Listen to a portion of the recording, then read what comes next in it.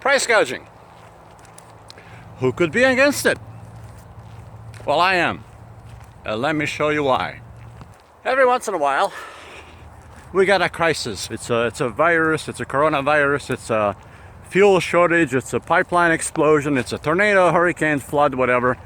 There's always seems to be a disruption in delivery of something. Maybe toilet paper, which it is right now, or sanitizing wipes or sanitizer, or is it the gasoline?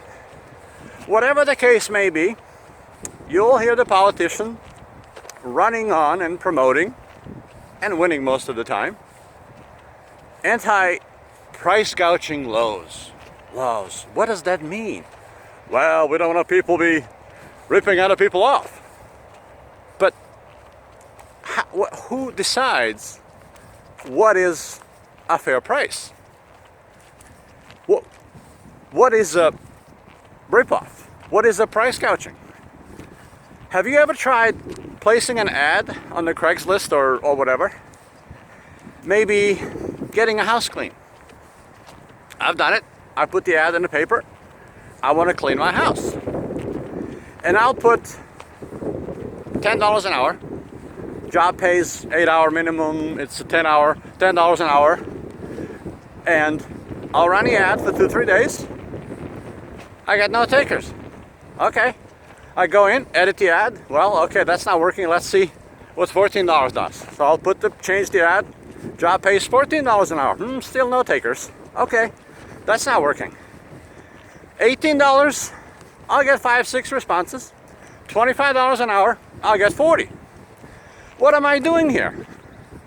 Well, in my self-interest, I'm trying to pay for something as little as I can.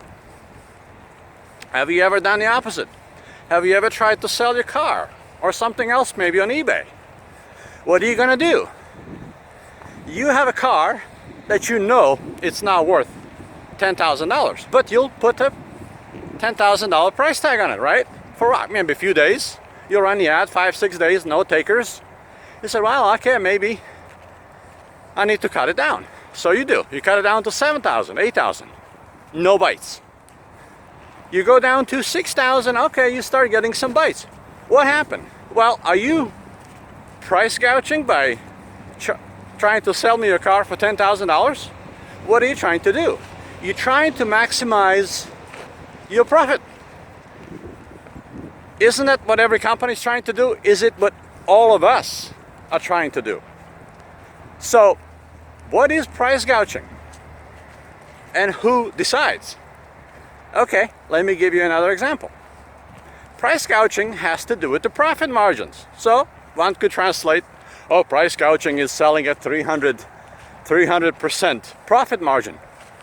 Okay, is that too much? Is that medium? Is that okay? Is that not okay? Who decides? Is it okay for Microsoft to have a profit margins of about 28-30%? Is it too much? Who knows? Who are we to decide?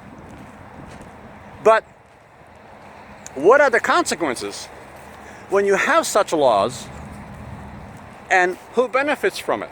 So let me give you an example. Suppose there is a approaching hurricane down in Louisiana. I had nothing against the people in Louisiana, just a good providing example here. So everybody knows the hurricane is coming. It's a category 5. It's going to be nasty and this and that. And the people are trying to bail out. You know, they want to drive a couple of 100 miles inland. Well, we only have limited supply of hotel rooms. I mean, it's not like we have 75 million extra hotel rooms and people just drive up in what it is. So 200 miles inland, family of 5 pulls up to the hotel and say, do you have any rooms? So the owner said, yeah, I got rooms. How much are they? $300. Whoa, $300 for a room. That's a price gouging. No, that's the price of a room tonight because of a very high demand and I only have so many rooms. Well, but what will happen?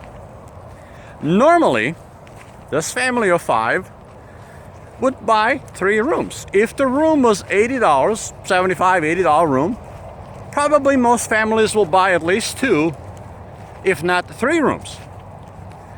But because now the price is $300, they'll only buy one or pay for 1 room and said, okay, everybody hunker down. We're gonna spend the night here or 2, and you know, it's gonna cost us extra, but we are safe. What happens next? 5 minutes later, another family pulls up to the hotel.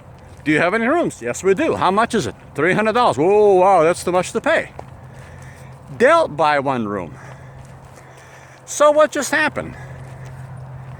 If the first family came and booked all 3 rooms, that would prevent 2 other families from having a place to stay.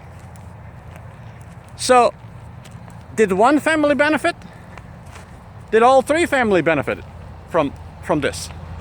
I'd say all 3 benefited. So what about the owner? Yes, the owner is making money.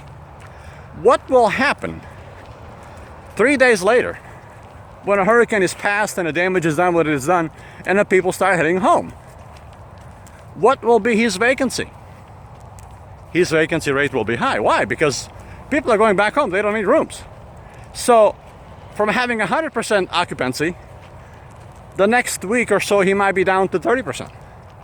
So he'll recycle the money that he made earlier, cover his losses for the following week that he couldn't